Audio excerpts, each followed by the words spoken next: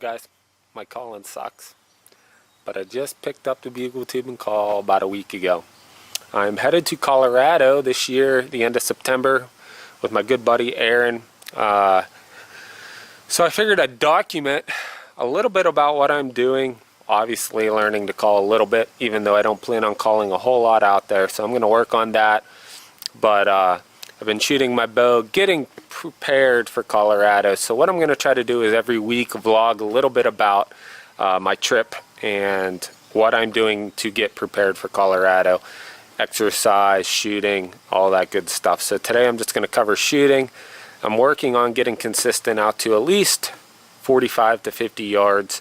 I know that might seem like a long ways, but I felt pretty confident sometimes out to those distances. So I'm shooting the new Wangert here. I'm getting it all dialed in. Have some arrows that I'm going to be tuning here next week, but yeah, it's going to be fun. So I'm just going to shoot here today and try to talk my way through the process, but I'm excited for you guys to kind of follow along on this journey, and hopefully I find success. So like I said, guys, I'm shooting the Wangert this year. It is an Ibex 18-inch riser, static recurve limbs. It is 47 pounds at 62 inches. Trent does a really cool elevated rest here that I like. So I left that on. I have this mountain muffler string on here that I'm going to be swapping out with a TG string. So as soon as I get a chance, I'm going to be swapping that out. I do really like the wool that they have on these strings, but I like my TG string a little better, so I'll be swapping that out. As far as arrows, I am going to be running the VAP 450s. They're V6, .166 I believe. I got those from Lancaster Archery. And I'm going to be running, instead of the Valkyrie system this year, I'm going to be running a tough head system. So I have a bunch of stuff coming in the mail here this week, so I should have it by this weekend to put together a good video on my arrow setup. So I got to go through the bear shaft tuning process again, but just going to take a few shots here tonight and work my way back to 50 yards and see how I do. So I'll start out like I normally do, about 20 yards.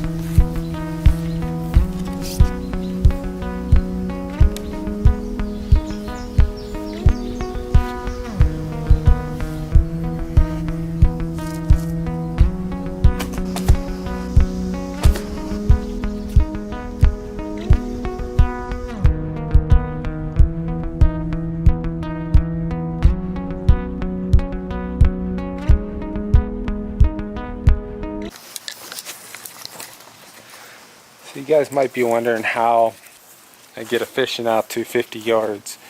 So, how you would want to do it is figure out first off what your point on distance is. So, for me with this Wangert, my point on distance is 30 yards.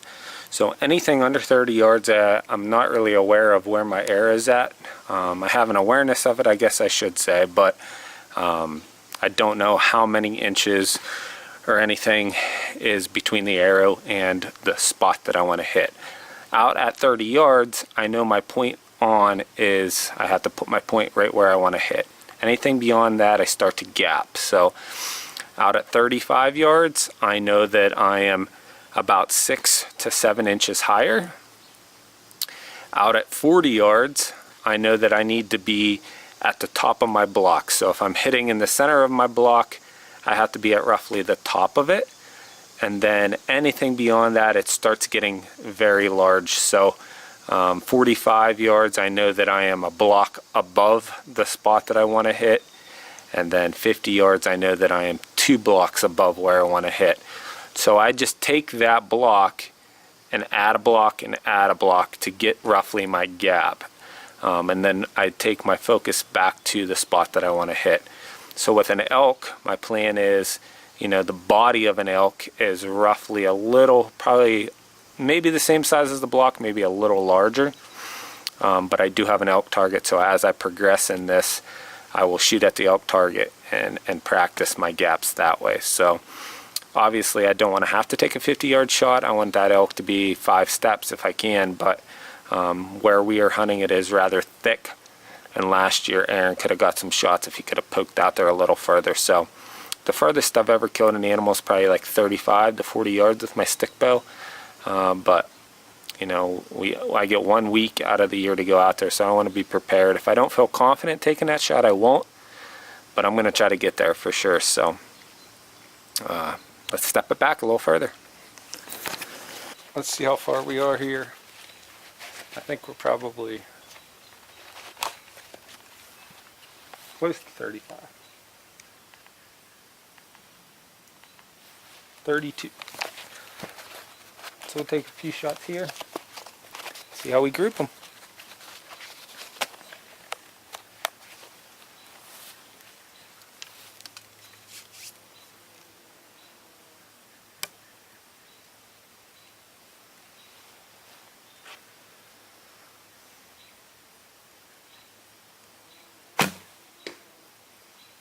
I was aiming for that top right dot.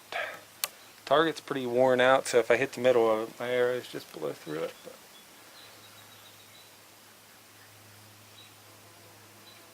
But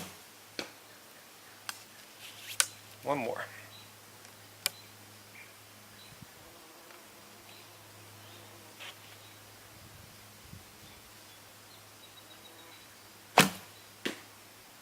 That one is slung a little high.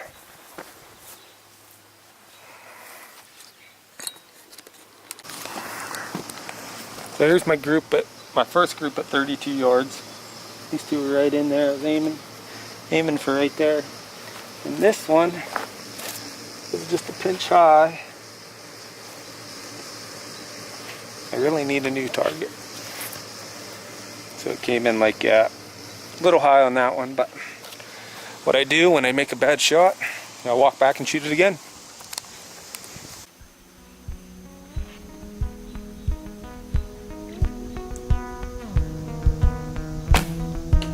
There it is.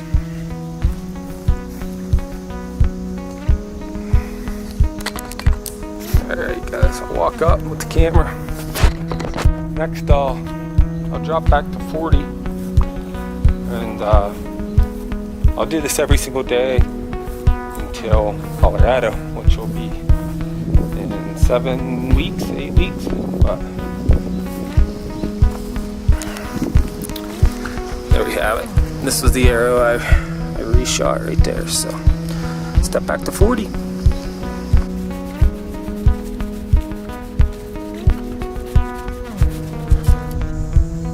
Alright guys, we're at 40 yards. You can see the block.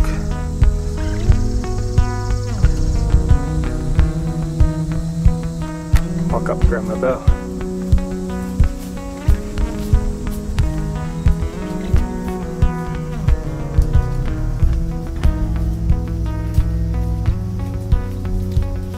You guys might think, why am I shooting in my backyard with chairs, a chicken coop behind it, a bunch of obstacles? Well, it kind of simulates a real life situation where it's just not, things just aren't perfect. So, you know, when you're out there, one thing I found is every single shot I've ever taken at an animal, nothing was perfect. So here, you know, if I launch one, good chance I'll hit my wife's chicken coop or kill a chicken, which she wouldn't be happy with. So that adds a little bit of pressure, and then obviously the chairs and everything else. So here goes another one. This is 40 yards, might even be 42.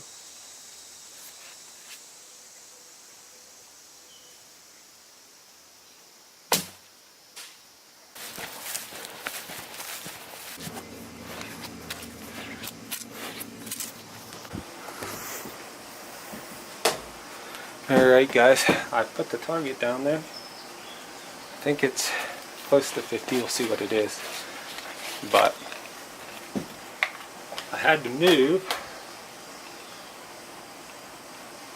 50 on the nose. I had to move because I was afraid of hitting my wife's chickens. This is the first time I've shot 50 yards in a couple years since I went to South Dakota. So don't expect too much here. Like I said, this is day one. I got about 8 weeks to practice this, and I'm going to try to practice every day. So here we go.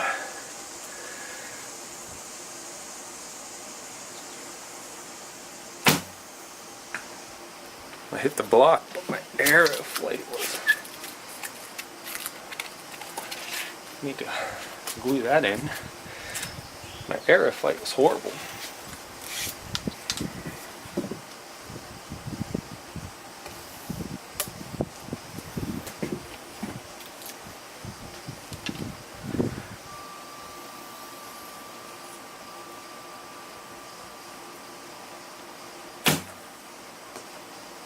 Number 2 was in the block. Alright, number 3.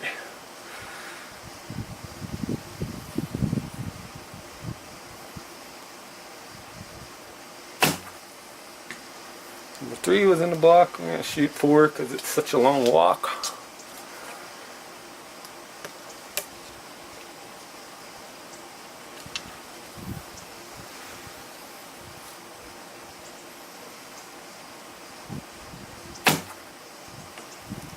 That was in 2. Just in the lower right corner there.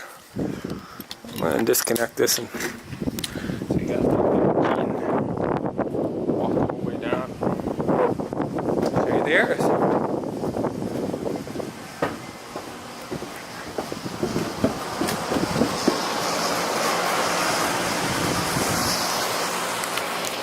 So like I said, I got a lot of work to do. I'm shooting with my binos on, just kind of get used to it.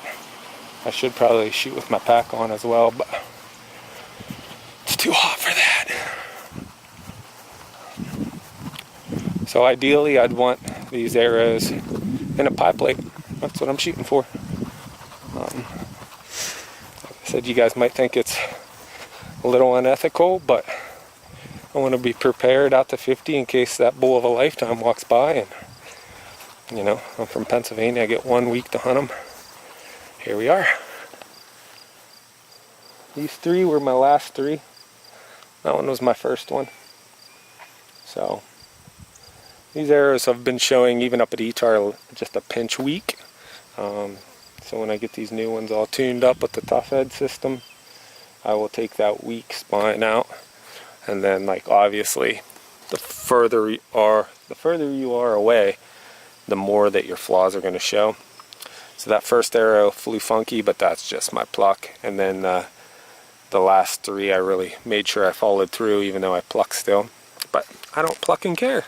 So let's bring these up into the middle, hopefully in the next 8 weeks, and I'll feel confident out to 50. So have a safe day, guys, and as always, stay safe and shoot straight.